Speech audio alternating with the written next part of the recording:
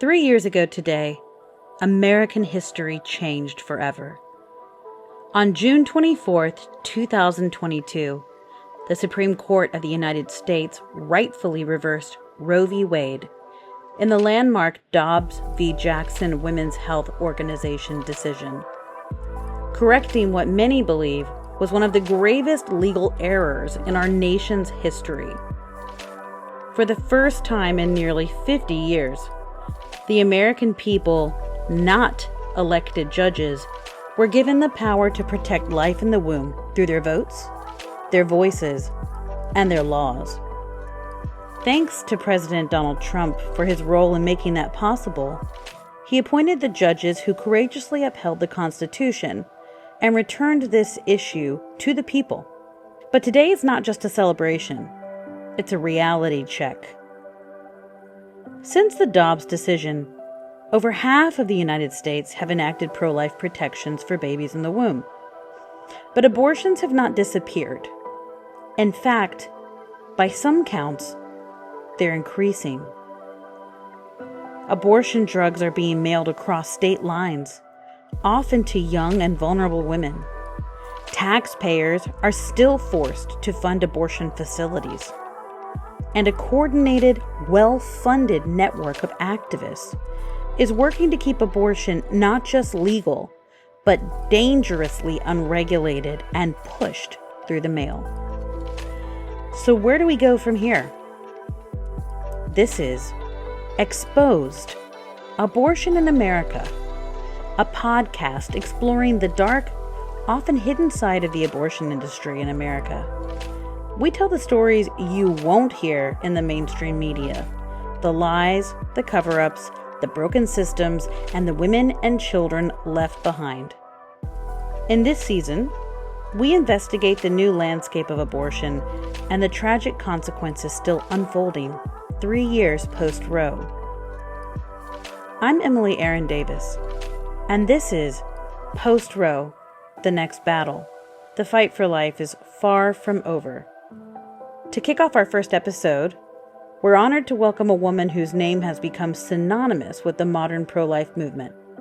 She's been called the woman who brought down Roe, a strategist, a fighter, and a voice for the voiceless.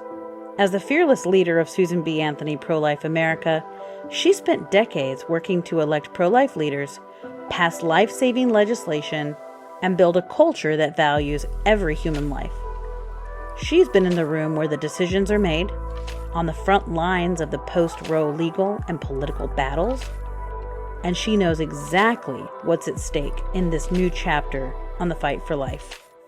Joining us today to reflect on the 3-year anniversary of Dobbs and where the pro-life movement must go from here is Marjorie Dannenfelser. Marjorie, welcome, and thank you for being with us. Emily, thank you for that warm introduction coming from you. That is high praise because you're a hero of mine. Thank you, Marjorie. Well, hey, we've got an important day to celebrate. So let's start at the beginning.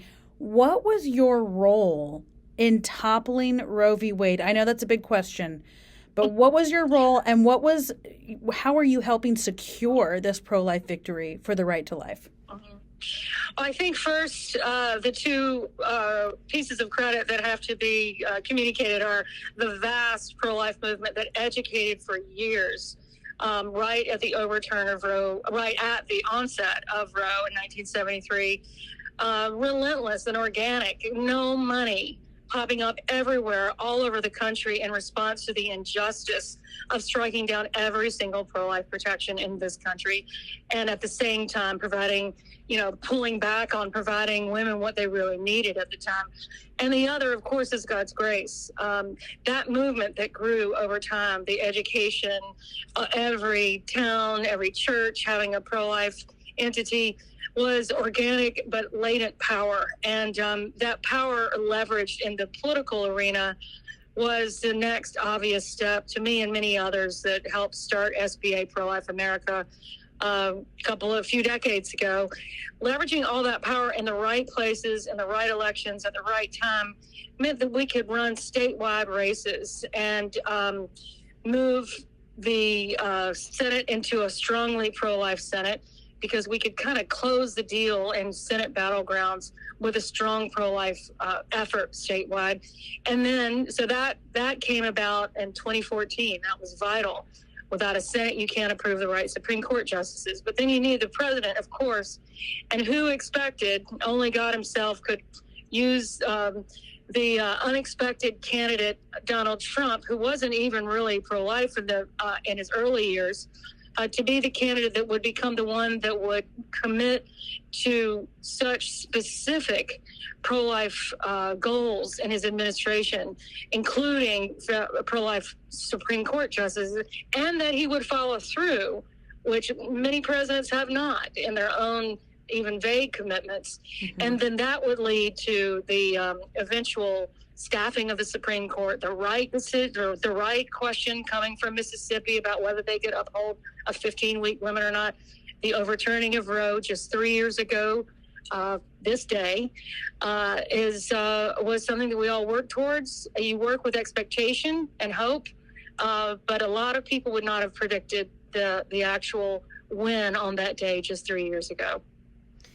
And I think, Marjorie, if you don't mind going into this a bit, I think oftentimes the pro-life movement over the last few decades leading up to the Dobbs decision, people have characterized it incorrectly, in which they say that it's, not a groundswell of voices across the country. Can you speak to how it really is a grassroots effort? Mm-hmm.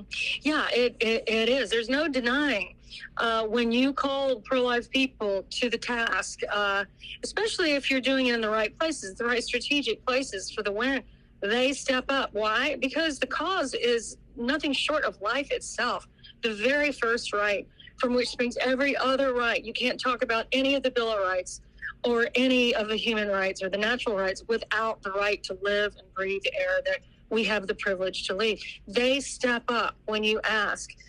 And that is where it came from. I think that this sense of, somehow there was a power grab and all of a sudden, mm-hmm. Of course, all of a sudden means 50 years, that is wishful thinking. The real overreach was on the part of the left, the abortion lobby, and striking down being celebrating and always advocating for striking down and preventing every single pro-life protection up until the very end. 3 trimesters abortion is the woman's right, finding every reason to justify that, even when they knew that this was not the will of the people. Now, the will, as you well know, Emily, because you work in this every day, the will of the American people is a grandiose thing to say, but one thing we know is the vast majorities reject abortion in the 2nd and 3rd trimesters. We of course, at SBA Pro-Life America, want to protect every single life from day one. But if you're working for consensus, which we do in this country, the overturn of Roe was a gift of re-delivering the democratic process to people who had been disfranchised, the whole American public, so that we couldn't actually work our own moral sense into the law. And so what happened, as you know, right away, half the states passed strong pro-life protections. That is not a power grab on the part of the pro-life movement. That is the will of the people of half the states. So if there were a power grab, where it would be on the other side insisting, even now, that abortion be allowed and promoted up until the end. Right, exactly. And I think that's so important to define and to spell out for people, because they're not going to hear that perspective in the media. And we often say, taking it out of the Supreme Court, which put their thumb on the scales of life. And now mm-hmm. it is with the people across the country, which we are celebrating, which leads me to my next question, which is, today is the day, 3 years later. But I want to know, I think a lot of people want to know, where were you when the Dobbs decision came down, and what do you remember about that day? We and our SBA team have been on chats talking about this all day long, praising God, praising all the people who work so hard, cheering, kind of patting each other on the back a little bit because of the hard work that there was. We were actually all the Supreme Court decisions had already been announced that term, and this was the very last one to be announced, and on the last day that they were going to be announced, and this was the very last one to be announced on the last day, and so we figured it was going to happen. So everyone who could gather, that was actually not a remote worker, was in our big conference room right around in the D.C. area. And we waited. Billy Valentine, the head of government affairs, kept pulling up. And we're like, no, this isn't the case. This isn't the case. This isn't the case. And finally it got to the Dobbs case. And, of course, the computer crashed because everyone on the planet is trying to find out what the answer is. At least most people on the planet who care. And so trying to re-up, like everybody's trying to get on their phones. And the youngest employee, the newest employee at the back of the room yelled out, Dobbs has proclaimed that Roe v. Wade is overturned. And what a moment that was. A moment in the making. So many people who didn't live to see that, who were at the beginning of the pro-life movement, so many people and marching every year, praying, working on legislation, inviting and protecting young women who need help and support to allow their children to be born and brought into the world. So much work leading to that moment. It's indescribable, and it felt like a chorus of angels were surrounding us. It's just a beautiful moment. Also, I have to say, Emily, I know you know this, that afternoon I had a strong sense of that there were a lot of people in the country not understanding what just happened. Mm-hmm. A lot of fear, a lot of despair, a lot of not understanding, and also not a lot of light in terms of we're going from a culture of death to a culture of life. Is not going to happen with the Supreme Court declaration. It meant that our work began that day to take back the culture and the law. And so you and I are right in the middle of it. Yeah, that's right, Marjorie. I think one of the main things that should be illuminated from that day was, and you've said this many times before, which is every time we as pro-life people tried to advance any type of pro-life legislation, it was always stopped or halted at Roe. You could never have the right to life for babies in the womb because Roe was always going to bump up against it. So you couldn't really have any meaningful push there. And so now we have a seat at the table. It's like we get to be in the race. That's right. That's right. We're in the public square. We get to debate it out and make the best argument win. I think another aspect of what you just said, though, Emily, is really important to understand. And that is for almost 50 years, politicians could hide behind Roe. They could proclaim what their view was, but it would never be concrete or tangible in the law because Roe would never allow it. So that particular moment 3 years ago was also the beginning of a new era for the strongest pro-life leaders who are elected to public office. It takes a lot more courage than it used to take. It takes being clear. It takes going on the offense. It takes actually being more speaking to the whole group, not only one group, when you're speaking of the importance of pro-life protections and serving moms. And so I think there's something beautiful now about the flourishing of new pro-life leaders. And I know you've seen this polling data. You may be able to correct me because I don't have it in front of me. But one of the most exciting things I've seen since Dobbs is polling data on young people from age 19 to 23. Is it that? Do you know the Gallup data? Yeah, it's in that Gen Z generation right there. Yes. And this is like hot off the presses, fresh new Gallup data that she's about to lay down here. Yeah, 19%.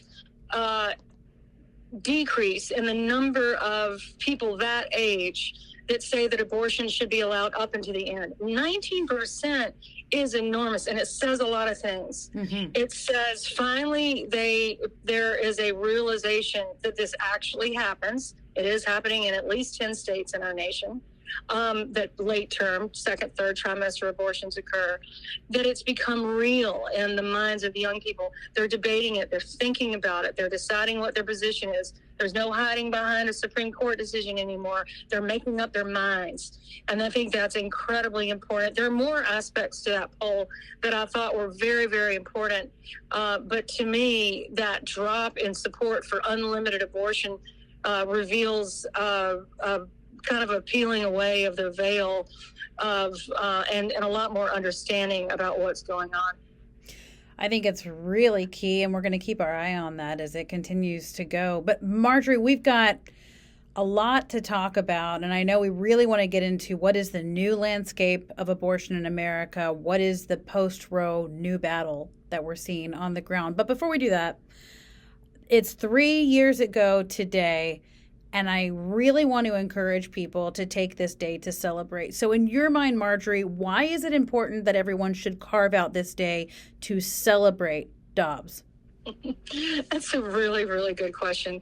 You know, when you're in earnest and you're hunkered down, and you're always working, and you don't take a chance to put this in the negative now, you fail to take the opportunity to thank God and the people around you, then it's just white knuckling throughout your whole life. Let's go ahead and celebrate the victory, celebrate the opportunity that the overturn of Roe v. Wade is for us.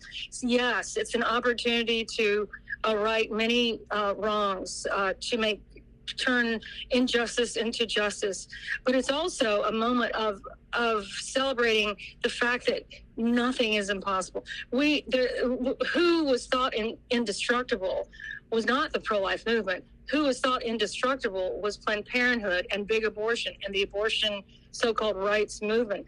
They were considered the Teflon political entity. So, and it's absolutely not true. With the rise of the power of the pro-life movement and the passage of so many state laws that happened immediately thereafter, also as a rise of hope.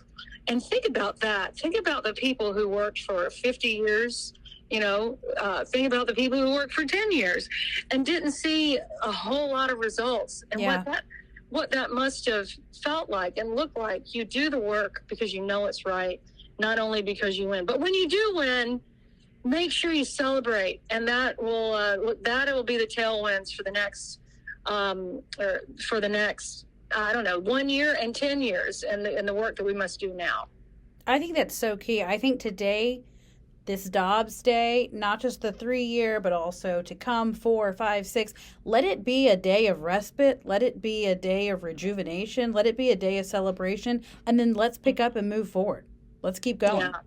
Yeah, Emily, you remind me, it's the day that I want to go back and look on the voyage of life. It's my favorite thing to look at in the Charlotte Lozier Institute website. It's just basically the really detailed development of the unborn child from the moment of conception until she or he is born. And some of the most incredible things that I never even knew, like when a baby develops a fingerprint. I never even thought about that. And it's I believe it's 11 weeks, and the way the fingerprint is created is through different levels of skin and then tension. And one of the points of tension is when the baby waves his or her little hands in the amniotic fluid, and that creates swirls and differences in the fingerprints. And so, wow, doesn't that just blow your mind away? And that each of us have two sets of hands where those fingerprints were made that way. So I think that, to me, sometimes going back.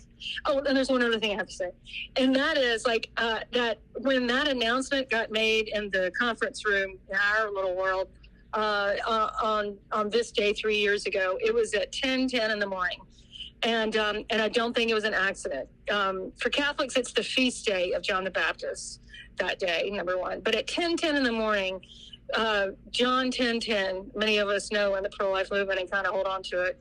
The liar is a thief and steals in the night, but I have come to give life and give it abundantly, or something along those lines. That's John 10:10. So just so many winks and affirmations, and those are the things to kind of let seep in today and encourage us. Well, and you're not the only one, Marjorie, who loves the voyage of life. In fact, never fails. Every time we put it on our social media, it's like a top performing post. So other people across the country, people who are following SBA on social media, they feel the exact same way you do, and they are enamored at the gestational developments of the baby in the womb, which is so cool. It's really neat. Yeah, in my advanced age, I'm trying to commit it to memory, but I'm, it's like, it's a little tough. There's so much there, but the highlights are just beautiful. They really are. Well, I know you mentioned the word historic, and we kind of bandied that about a little bit today. But from your perspective, what is the moment that we're in right now post Roe? I know that there's something else historic on the horizon, and so why does that matter so much? Well, there's a couple of things. What's significant amid the good news is some not good news, and that is new numbers on abortions annually. Since the Dobbs decision, abortions have increased in number, unfortunately, very unfortunately, tragically, and now we're at least 1.1 million. That isn't keeping in mind unreported pills that are being used for abortions, which is a ton. So that is a tragedy, and that is happening because the abortion lobby, big abortion, will never, ever, ever relent. They see this in this sort of inverted, dark way as their human rights battle, when it, of course, is an anti-human rights battle and a misguided attempt to, support women from their perspective. But so that they will never give up. So they, of course, set up abortion clinics like the new one in Southern Illinois, all trimester abortion clinics on the border of just over the border from Indiana, where they have strong pro-life protections. They're advancing abortion from blue states into red states in ways that kind of boggle the mind. And the abortion pill, of course, abortion medication is the number one tool of undermining state sovereignty and women in states who could be served by pregnancy care and other and supported in other ways. So, and then, and of course, we know that the biggest proliferator of the abortion pill, the ones that are pushing shield laws so that those pills can continue to come in from New York and California and other places, is Planned Parenthood. In big abortion, they are the leader. And they receive $2 million a day from you, me, and everybody listening, so that they can abort almost half a million children in this country every single year. And, we have a lot to say about that, but one thing they are not is a provider of health care to women. What they are is the underminer of health care for women, the chief underminer of health care for women. And the moment is close. We pray and hope that language in the budget reconciliation, big, beautiful bill will include the defunding of big abortion with Planned Parenthood at the lead. And for the first time ever, that money would stop flowing to support that entity. That would help those numbers that I described. Also, as you well know, stopping the FDA has a lot to say about the abortion pill, or should. And Marjorie, to play devil's advocate, literally here, and go with what Planned Parenthood has been saying, they say that they have essential services to women, and so if you take them out and do not fund them with taxpayer dollars, that those non-abortion services women would not be able to get quote unquote care, and that it would force them to shut down if they shut down over 200 centers across the country. What say you to that? I always love it when they say that, because it involves an embedded lie. That somehow those dollars going to those centers can't be diverted to somewhere else better, more comprehensive, and more accessible. And that is exactly what will happen if we are successful. That money follows the woman. The Medicaid dollars go with a woman to another place. And what is that other place? The federally qualified health centers. Already health centers that are fully funded, qualified, and that are all over the country outnumber Planned Parenthoods by an average of 15 to 1. So in your average community, there are 15 of these comprehensive health centers. When I say comprehensive, I mean well beyond so-called reproductive health care. The whole woman, the whole body can be treated in these actual clinics. And in a Planned Parenthood center, what we know is that they sell abortion. They help push demand up.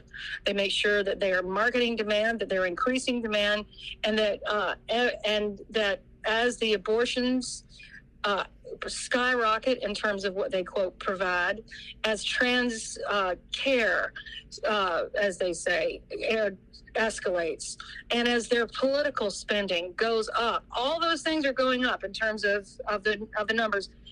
Contraception has gone down 39% in terms of their giving it to customers, and pap smears, breast exams, and cancer screenings all down 50% since 2023.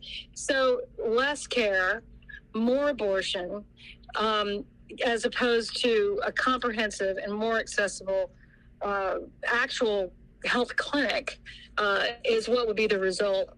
Is the contrast.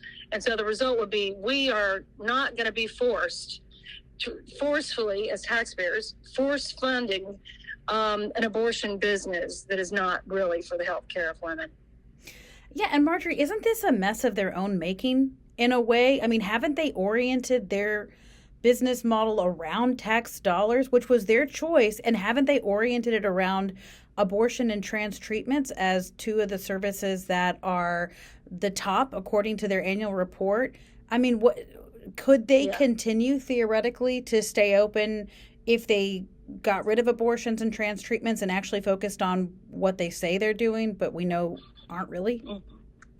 Well, they're already hobbled, as you say, by their own making in their botched healthcare and botched abortions and horrible conditions, bad, horrific morale among their staff all over the country. This is documented by New York Times and many other outlets. So that is of their own making. Nobody made them be that bad at what they do. So number one, why would any taxpayer support any entity that had such a bad record? But somehow this has had Teflon on it for so long. But they're losing private donations. Now looking at losing their biggest their biggest philanthropist, which is you and me, losing that money would be very hard to recover from. Think about any business that has almost half of its a major portion, about almost half of its budget provided by one source. You cut that out, you're in total panic mode. You don't know what to do, and that they've already started trying shuttering clinics or centers all over the place and consolidating in one at a border to feed off of red states. But I don't know what sort of business creativity they're going to be able to come up with to survive this, and that will be good, because think about this. Perhaps where there is demand, of course, other places will pop up. We'll start to see that. It might not be Planned Parenthood. It might be Planned Parenthood renamed or whatever it is.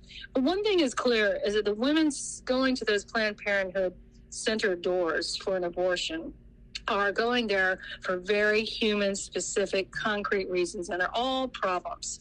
They're not going there happily. They're going there because of a whole array of human need. And those human needs are screaming out to us to help serve them in ways that are not an abortion, a slap on the back, here's the door, and see you for the rest of your life. And now we've really got a lot more money than we did before.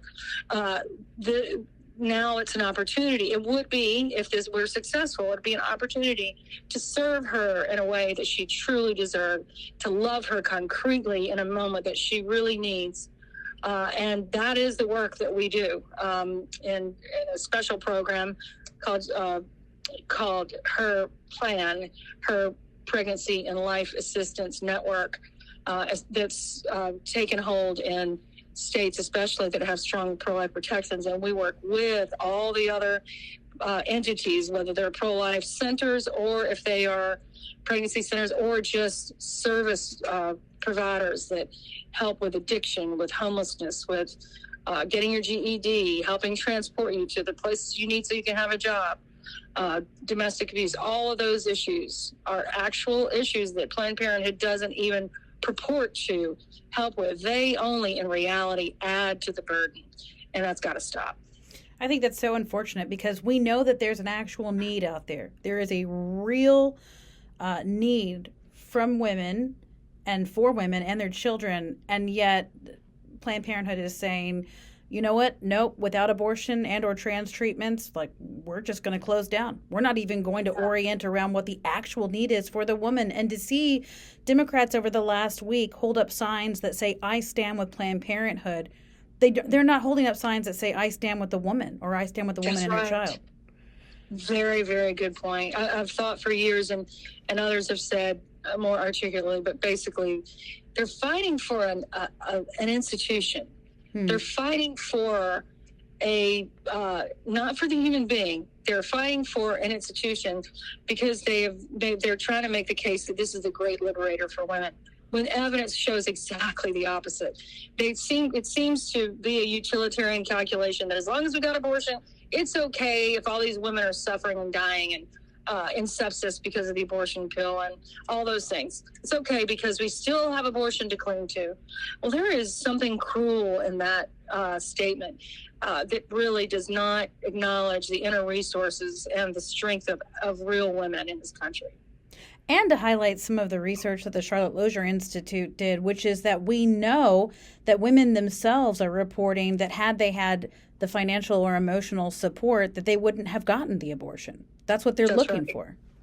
Yeah, that's right. And I think as time goes on, it's only been 3 years, we're going to learn more and more about the harm, the difficulty, the layers of misery that abortion is layered over and the dark clouds that are hard to get through. We're going to see more clearly the effect of 50 years of abortion on demand, the effect that it's had. And we ought to be really serving women in ways that go across the aisle. We coming together to serve women and help them have and provide a good life for their child or another child that wants to adopt. That should be something that is not one political party. Right. That should be what we do as Americans. That's absolutely it. That's right. Well, Marjorie, you've been in this fight for decades, and yet you're still here. You're still leading. You're still hopeful. I can hear it in your voice. So finally, I wanted to ask you, because this is our Dobbs Day, what excites you most as we look to the future, and what keeps you personally committed to this work? Well, there's a lot. One is my daughter with special needs. Just constant evidence of the value of every human being in contradiction to what the culture may say. But in our work, also just concretely, I am very excited after the many gifts that President Trump has given us. The overturn of Roe v. Wade wouldn't have happened without him. But post-Trump, who is our next leader? Who will be our next president? A man or a woman with vision and tenacity and hope for life, that is making plans for the future of a pro-life nation. A Lincoln, a person who can really bring us into the next generation. I'm excited about that process even.